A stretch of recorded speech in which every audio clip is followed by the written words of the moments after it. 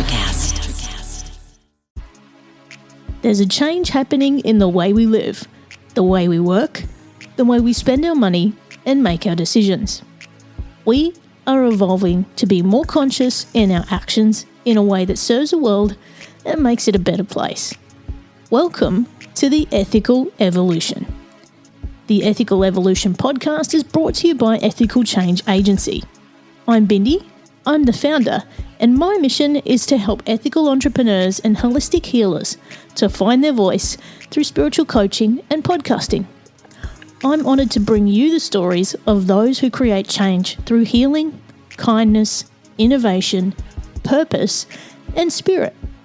Understanding that to create collective change, we need to be the change. It all begins with us. Tara Boyce is the host of the Addicted to Recovery podcast, an interactive memoir based on her own true story. Dropping in from Montreal, Canada, Tara shares how she was in and out of rehab 12 times for alcoholism, and how she also has the added complexity of borderline personality disorder and anxiety disorder that has made her recovery remarkable. We have a frank, open and honest conversation about addiction and what it does to us, what we lose and what we gain. I hope you enjoy this connection with Tara as much as I did. Welcome, Tara, to the Ethical Evolution. Well, hello. Thank you so much, Bindi. I'm very happy to be here. Yes. Now, we were just chatting off here and you're coming to us all the way from Montreal in Canada. So thank you for joining us. For people who don't know who you are, can you tell us who you are and what you do? Absolutely. Well, my name is Tara Boyce. I am a lot of things, but a lot of my energy right now is being invested into a podcast, my own podcast that I have called Addicted to Recovery, the interactive memoir. I struggled with addiction and mental health struggles for pretty much my entire adult life and my teenage life as well. I was in and out of institutions, rehab 12 times. And it just took me a really long time to learn my lesson. And I learned a lot of the same lessons over and over and over again. But I started writing a memoir of those experiences. And as I was doing that, I noticed that, first of all, I wasn't really reading as prolifically as I used to. I was listening to a lot of podcasts and finding a lot of value there. And I also found that even as I was writing it, my perspective on things was changing as I was growing myself spiritually and learning more. And my perception of the past was constantly shifting. So I thought, well, what an interesting way to try to leverage all of the suffering and all of the mistakes that I made to make an interactive podcast where I can share some of the memoir that I wrote, but also interact with other people who may be in recovery themselves, may have similar struggles, and try to build a kind of community around sharing stories, because that's very much how I first came into acknowledging that I had a problem. When I noticed I was drinking too much, I was too scared to go to any friends or family because I didn't want them to take my alcohol away. But I could own up to it with books. So I would sneak into the library and take out memoirs by authors like Caroline Knapp and Maria Hornbacher and leaf through them and feel known and feel seen before I was able to admit to anyone else that I had a problem. So I'm trying to do a little bit of that as well. And I've spoken to a number of people on this show who have been in recovery for quite a while. And, and they've also harnessed the power of podcasts to help them not only share their story, but it's almost like a form of therapy. Do you find that? I absolutely do, because it, on many levels, on one level, it forces me to confront some of my biggest liabilities, such as my fear of how people are going to perceive me. And it also allows me to really work through what I'm going through, because when you write something down, you say it out loud, it registers on a different level than when you're just thinking about it. Yeah. And trying to be as transparent as I can and connecting with other people helps a lot, but also my ego. And I'm saying this in a good way, that there's a lot of talk in recovery communities about one's character defects through the 12-step model of recovery.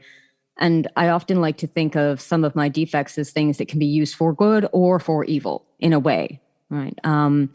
And if I put myself out there as somebody who is in recovery and who has something to say about recovery, I have to live up to that, right? So it puts a kind of external pressure on me that I find very gratifying, and it makes me have to step up for myself to be the kind of person I'm saying that I am. And so, yeah, it kind of keeps you accountable, doesn't it? Yeah. So it's so powerful, and yes, I reckon it's some of the best therapy ever. I mean, that's how I started in podcasting. My first podcast was called "The State of You," and the first part of it was my story, and I pretty much said things there that I've never said to anyone, and I was like, "What are people going to think?" And you know what? Nothing happened. Nobody cared. No one killed me. It was all good. I'm sure a lot of people did care, but maybe not in the way that we fear. Yeah. Right? Yeah. So the world didn't end, and it's all good. But Tara, take us back to what your alcoholism looked like. When did you know you seriously had a problem and you needed help? I would say the first time I said the words out loud, just to myself, that I am an alcoholic, it's probably when I was 19. Wow. I had just suffered a loss in my life, and I started drinking to deal with those emotions. And that's a very bad way to deal with emotions. I was already sort of on the path towards alcoholic drinking, but it really ramped it up. And I found myself passed out in a snowbank, and I had that sort of, well, that's not normal moment. But it was also the way I was dealing with those emotions, and I wasn't ready to let that go. And the first time I actually sought help for my alcoholism was probably about a year later, after I had fallen over and woke up in, a lot of blood, and I had to go to the hospital, and also had just been broken up with for the way I was drinking. And that was another moment of realizing that, this is interfering with my life. But it was still it was still my most powerful coping tool. So I still wasn't willing to let it go, even though I did seek outpatient therapy at that time. I was hoping they would just kind of, give me some tips on how I could drink better, or how I could get away with it better. I thought maybe I would meet all the real alcoholics and they would know all the special tricks and tips and they could teach me. I didn't think that anyone actually stopped drinking. I didn't think anyone could actually live life without drinking for any reasonable amount of time. I thought, okay, maybe I could put it on the shelf for a couple of weeks until my life gets back together. But it really kind of ramped out of control in my mid-20s. And that's when the frequent hospitalizations started. That's when I was using alcohol and getting myself into dangerous situations in which I was taken advantage of, sometimes sexually. And that's when I really started to develop a whole lot of self-loathing. And the rehab cycle started when I was 24. And I was in and out of that rehab cycle for about 10 years, where I would go to rehab, I would get a little bit better, I would leave, and I would relapse, and in over and over and over. Because as much as the rehab saved my life, I have no question about that if it wasn't for the fact that, well, first of all, that I do live in a country that had some subsidized treatment centers available, that I absolutely would not be alive right now.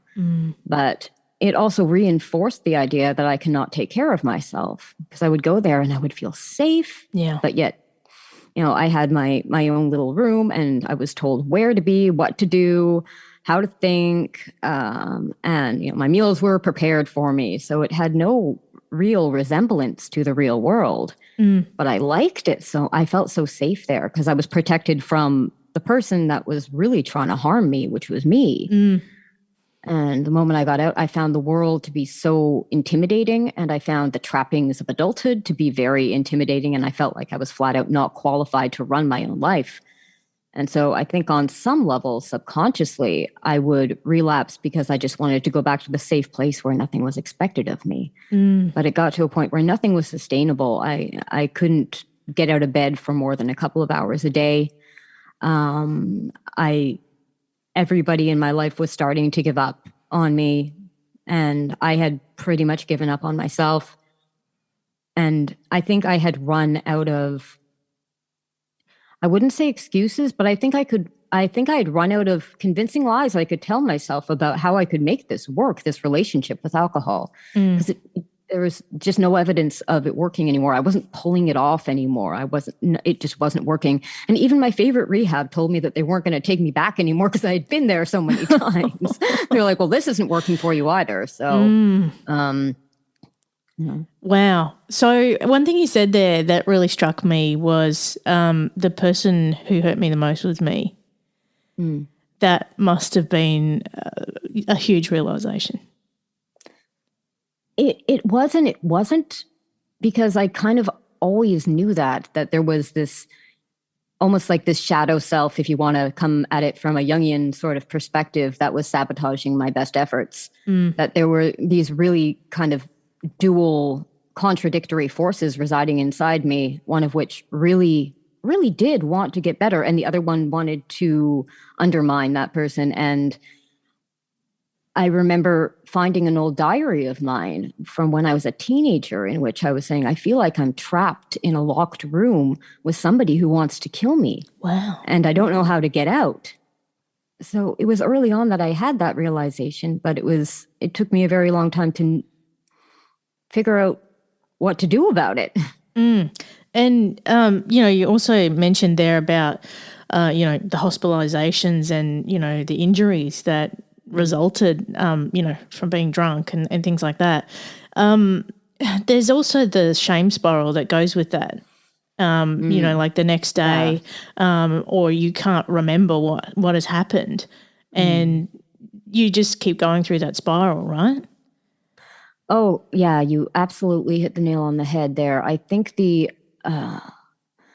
blackouts were really frightening because my blackouts would often be complete. They weren't fuzzy. They would be, oh my God, there is an entire day that is just gone. Yeah. And where am I? And what did I do? And who did I do it to? And who was around? And what happened to me?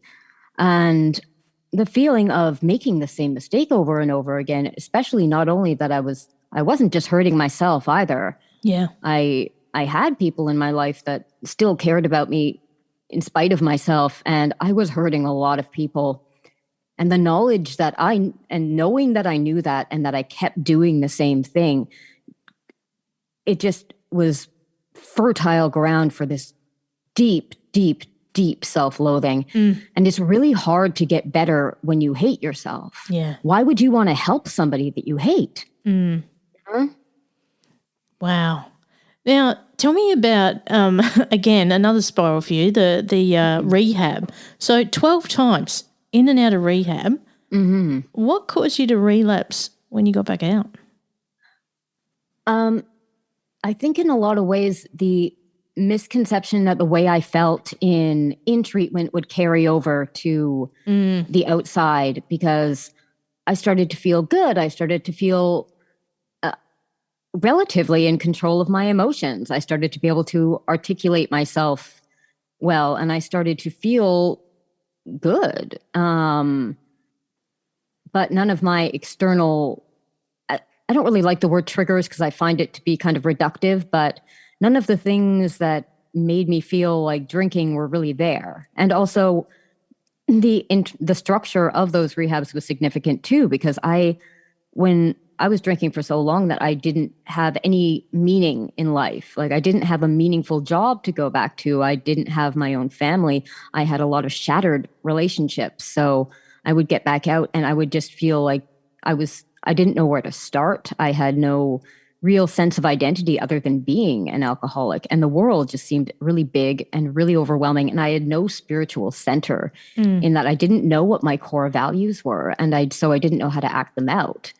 And I had been acting in a way that was against what I thought my core values were. So how could I be in alignment with them if I acted like a person who wasn't? So I just felt very empty and very scared, and alcohol was what I knew. And what would you say your relationship with alcohol is now? Quite remarkably, it's pretty ambivalent. It's kind of just something I see in the store that I'm not going to buy. Kind of like, I don't know, non-platform sneakers or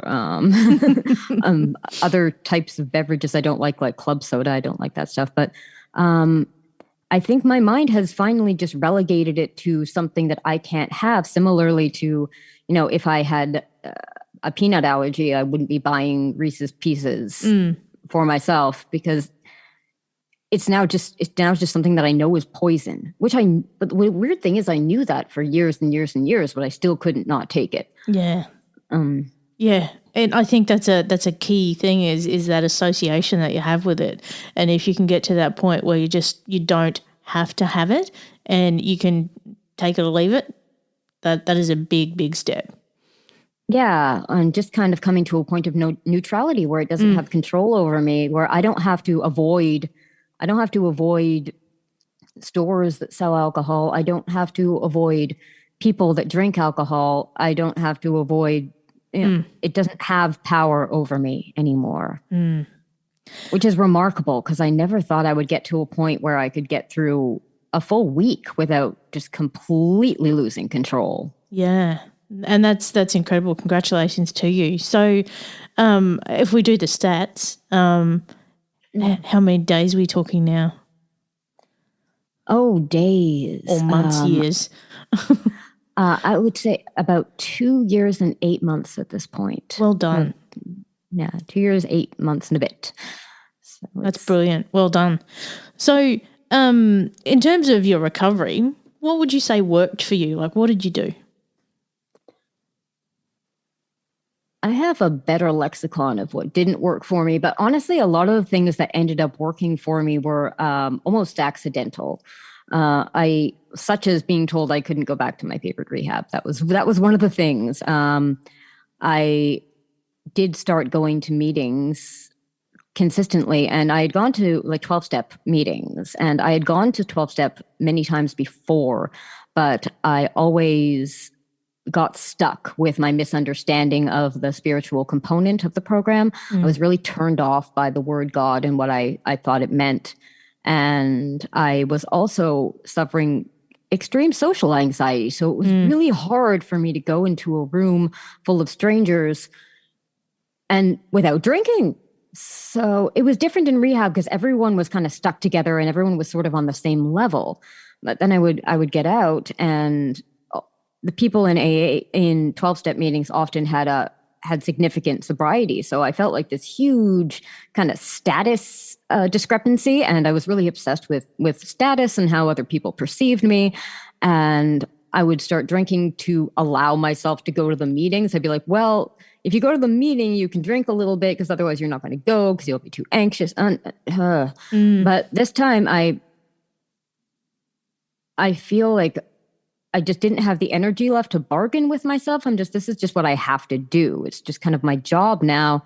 And I was lucky enough to have met a woman in treatment who started going to a lot of the same meetings as me. So we started going together, and that really helped in terms of helping me manage my own social anxiety, and also not giving me that little window of time between when I leave the house and when I show up at the door of that meeting, back when you could still walk to meetings and go into a door and it wasn't all on Zoom. But it erased that little window of time where I could have undermined my best efforts.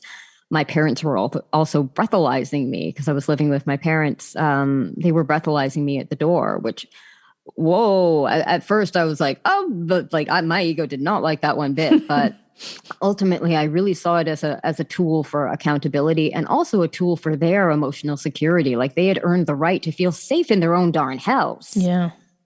Right. So the consistency of that, and I really kind of became a lot more open-minded to what the 12 steps could offer me if I broadened my own understanding of spirituality. So that led me on a kind of quest to broaden my understanding of what it meant to be a spiritual and ethical person in the world, because I didn't have a typical kind of awakening moment. I don't even think it's not typical, actually. Almost nobody I know has had that sort of like, oh, I saw the light kind of thing happen to them. It really doesn't happen very often. But when you go into the meetings, when you hear some of the readings, you get the idea that happens. But I found that to do it right, and I'm always been a bit of a perfectionist, I felt like I needed to find a higher power of sorts. And I still haven't found evidence of a creator to the best of my knowledge, but to the best of my knowledge, nobody else has either. But I have found a lot of wisdom and a lot of depth through studying various spiritual disciplines. So, I mean, do you want to just go into that a little bit deeper? I mean, how did spirituality play a part in your journey? Well, I think at first I was really cynical about it because I didn't understand what it meant. I kind of saw spirituality as this kind of naive, new agey trend almost. You know, this wishy-washy sort of LA kind of thing that wasn't real, that was a manipulative sort of tactic to sell books and crystals. But I think it also didn't help that one of the first spiritual books I ever read was The Secret. And I know it has been, helpful to some people, but I found it to be offensive in that you can just sort of like imagine yourself out of life struggles, once again, if it's helpful to some people to visualize and believe in yourself, those are good principles. But I was kind of thinking, well, if somebody is in a war-torn country, for example, I don't think they can vision board themselves out of that. So it felt like it was ignoring reality in a lot of ways. And so these false ideas had to be unlearned a little bit.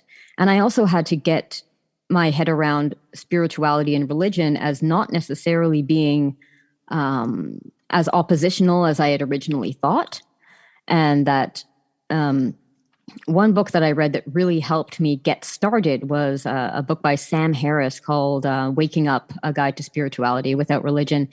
And it helped me unpack some of my hesitation about, what it meant to be spiritual without necessarily believing in some of the mumbo jumbo. And it broadened me to explore Buddhism quite a bit more and explore principles of Stoicism.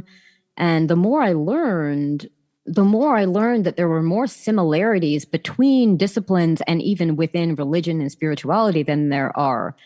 There are more similarities than differences. They're often just about, as your podcast stands for, living an ethical life through personal empowerment and making change in the world. And it is one of those quests that doesn't have a finish line.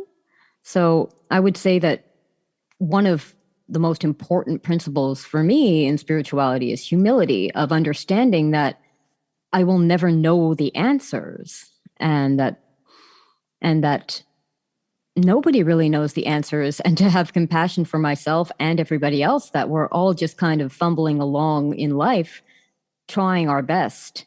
And our best is, not always perfect, and it's not always pretty. But as long as I am actually trying to do my best and not actively trying to make excuses and undermine my own progress and other people's lives, then like that I feel that the intention is important.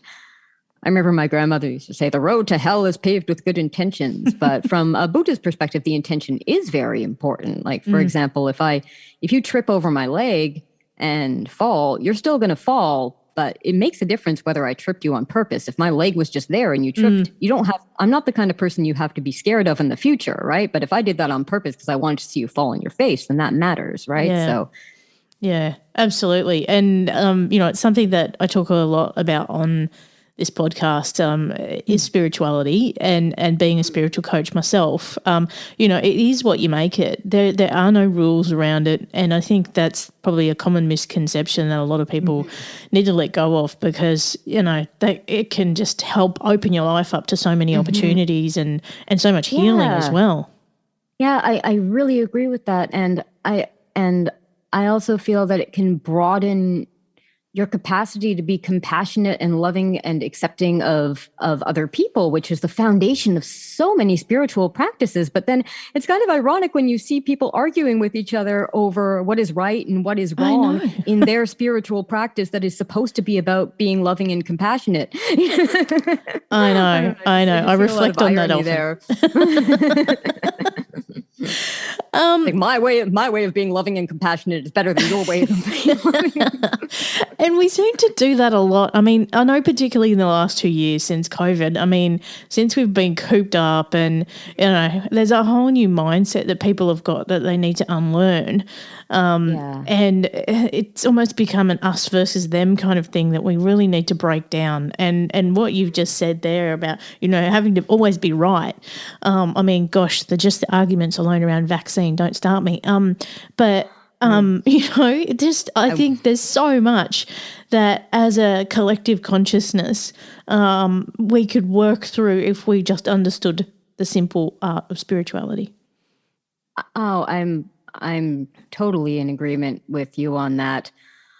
I really thought that when COVID started, it would be an almost global opportunity for people to look inward and understand that we're part of this collective organism, that we're going through a thing together. It was a global pandemic. And I thought, and everyone had time, and not everyone, but many people were in a position where their normal lives were disrupted and they maybe did have more time to sit and be present with themselves. And I thought, wow, this is going to create such a beautiful change in the world. I really believe that. But I felt that if you don't have the sort of training, I guess, if you don't have that training to understand what is going on in your own mind and your own emotions, then you're reacting all the time. And a lot of people were just reacting to their own feelings of fear, not understanding what was going on in the world. And an easy way to deal with fear is to find a common enemy and say, that's the reason that I don't feel good inside. And a lot of things became very, very loaded politically, especially in North America. I'm not sure how that was going on your side of the planet. It's happening everywhere. And there was an opportunity for us to really create a global change there, and it's just gone through these weird phases. And now we're at this stage where we just don't know what to do next. But anyway, one of the things I did want to talk to you about was a thing called dual diagnosis. And it's never just the alcohol, it's never just the drugs, there's always an underlying mental health issue. And usually one sparks the other, or one fuels the other. So did you find that with your experience? Yeah. I think it can be tricky at times, because if you are in active addiction, it can mimic the symptoms of a lot of mental health concerns as well.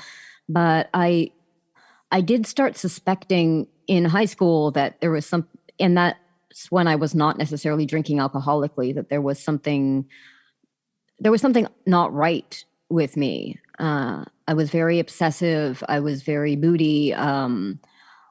And I came across a book on borderline personality disorder, and I read it, and I was like, oh, wow. I felt like I almost felt exposed, and I almost felt, I don't know, like how dare there be a book about a disorder that describes me so well? I found it hard, but I also didn't have a diagnosis at that time. But after I started drinking heavily, and I was in and out of a lot of mental health institutions as well, I did receive a diagnosis for that, and also for anxiety disorder. But it's tough, because once you're in the thick of substance abuse, it's really hard to know, okay, did I drink because of these latent problems with with my personality disorder or my mood disorder, or did my engagement with substances as a means to medicate my emotions rather than deal with them, reinforce issues that were already there, and then led to me acting out something that looks very much like that, but if you took the substance away, maybe not, right? So it is really tricky. And I also think that there can be a bit of a problem in the mental health world of seeing a diagnosis as a permanent condition. Yeah. That, if you have especially something like a personality disorder, like, oh my God, that just sounds like it sounds like you're being sentenced to being, there's something wrong with your personality, and that, or like if you have bipolar disorder, or a lot of these disorders can seem like not a death sentence, but a sentence to a lesser life. And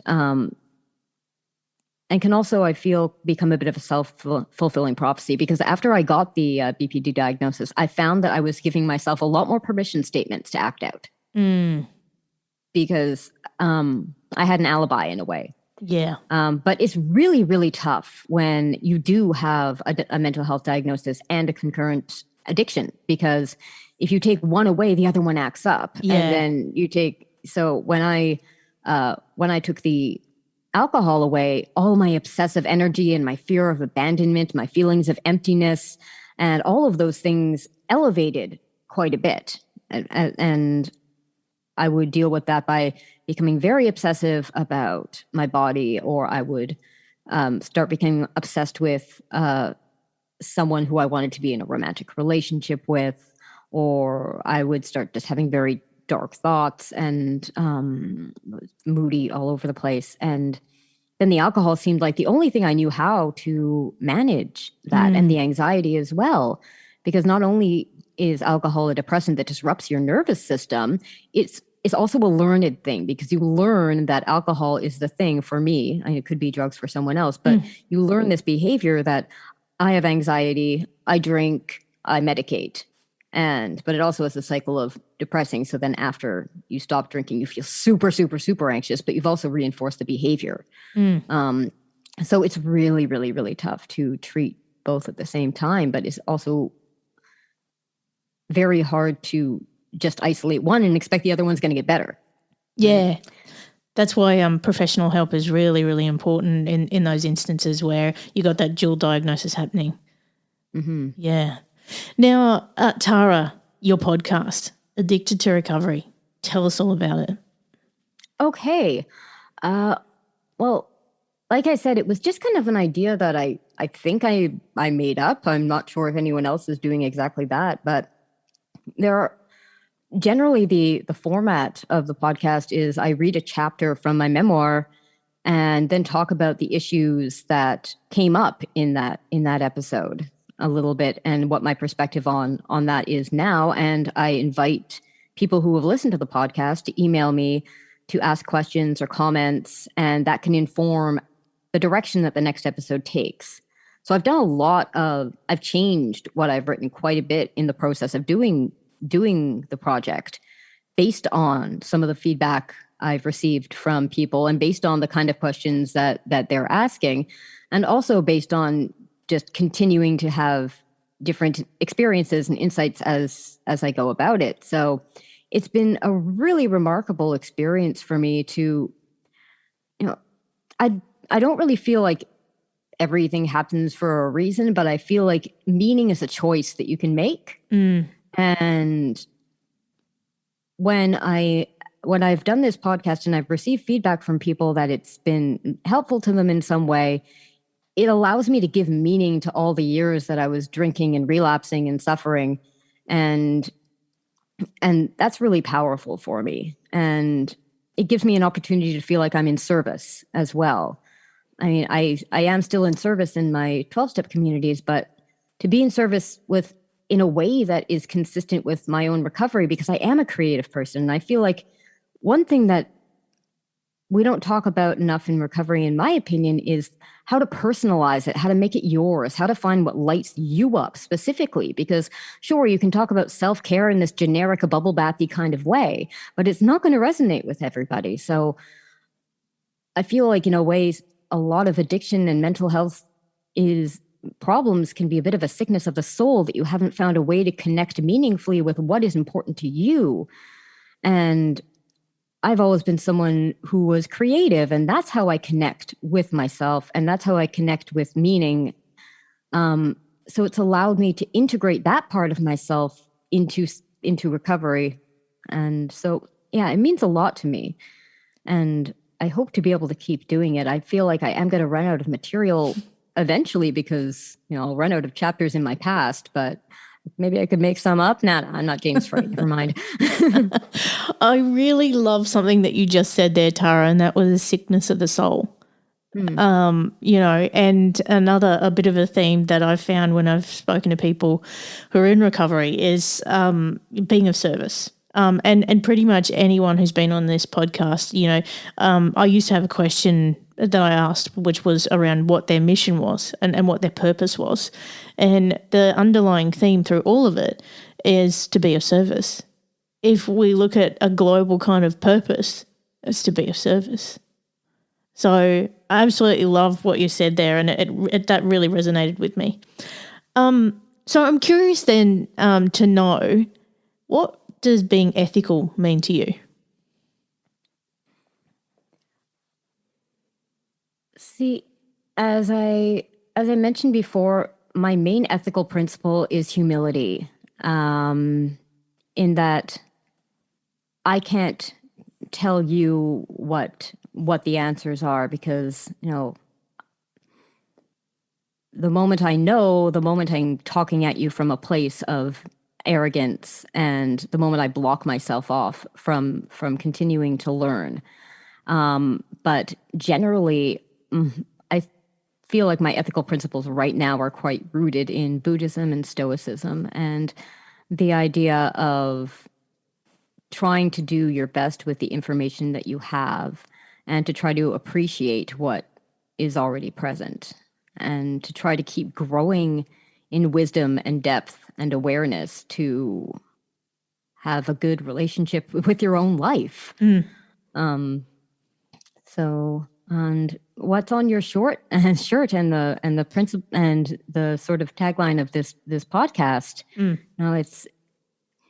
it sounds like one of those, I hate things that become memeified or cliched to a point where the depth of their meaning is actually lost, because be the change in the world, though some people think it might be trite, is so true.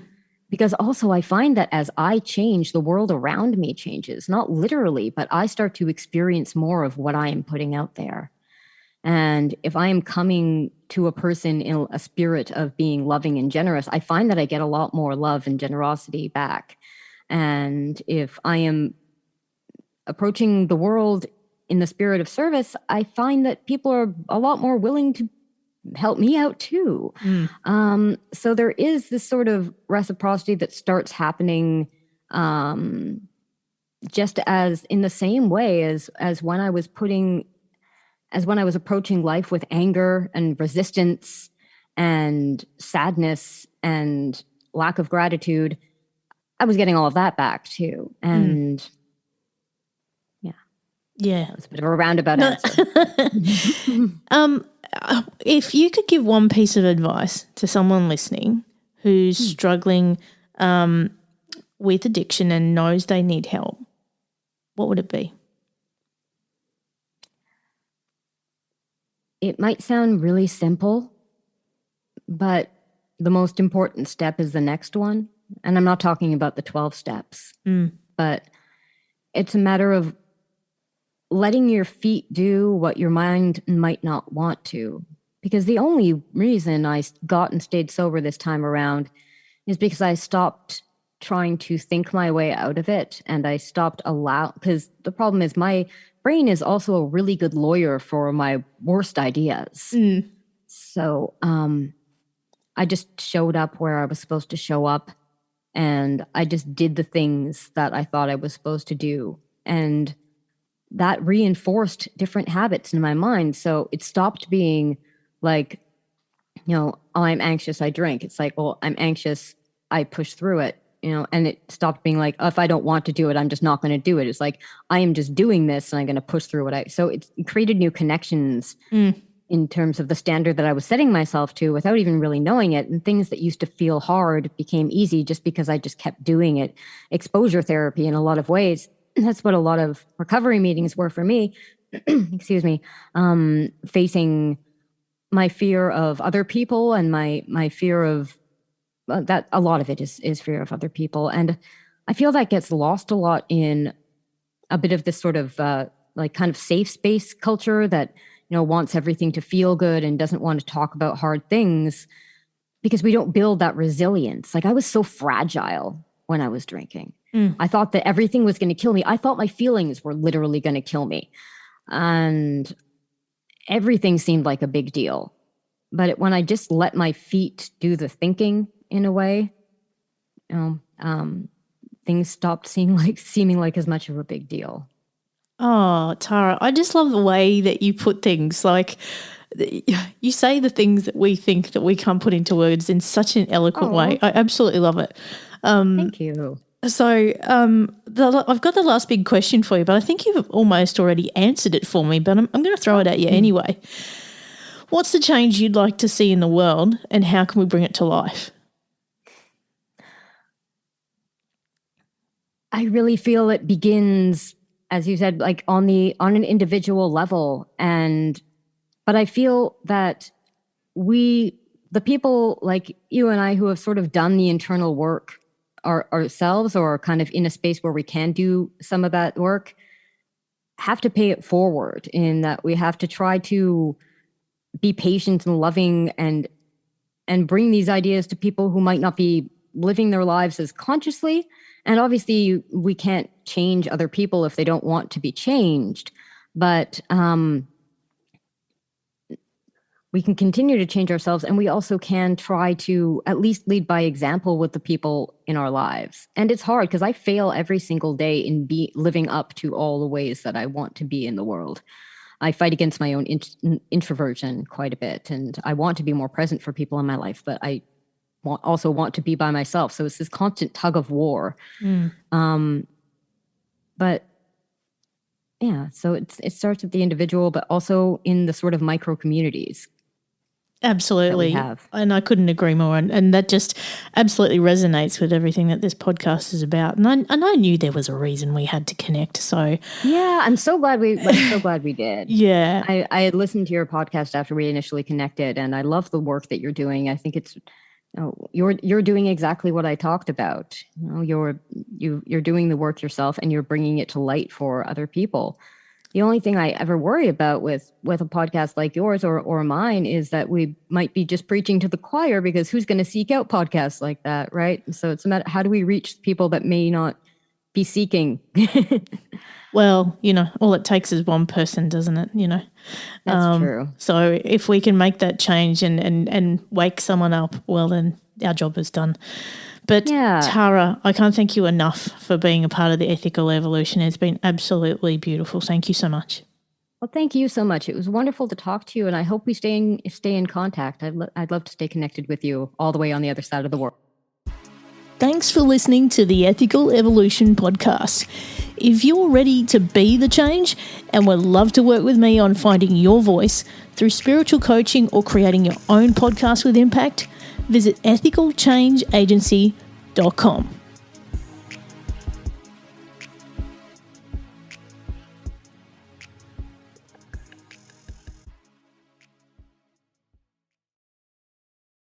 Miles, are you ready to record our promo for Season 2 of the Wanna Bet podcast? David, have you ever seen a grown man naked? Miles, we're not here to quote lines from Airplane. We're here to tell people that Season 2 starts August 18th. But I like Airplane. I know you do, but Wanna Bet is a sports betting podcast. Each week we bet $1,000 on the NFL teams and games that we love. Well, that sounds like fun. It is fun. And last year you picked over 60% of your games correctly. How'd you do? We're not talking about that. We are telling people that they can find us every Friday. So no more movie quotes. Roger.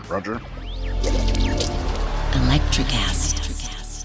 Miles, are you ready to record our promo for Season 2 of the Wanna Bet podcast? David, have you ever seen a grown man naked? Miles, we're not here to quote lines from Airplane. We're here to tell people that Season 2 starts August 18th.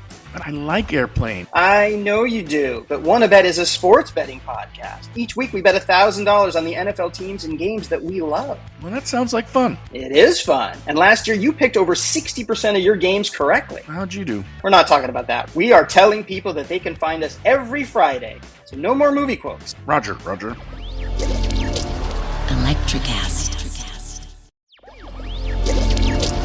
Electricast.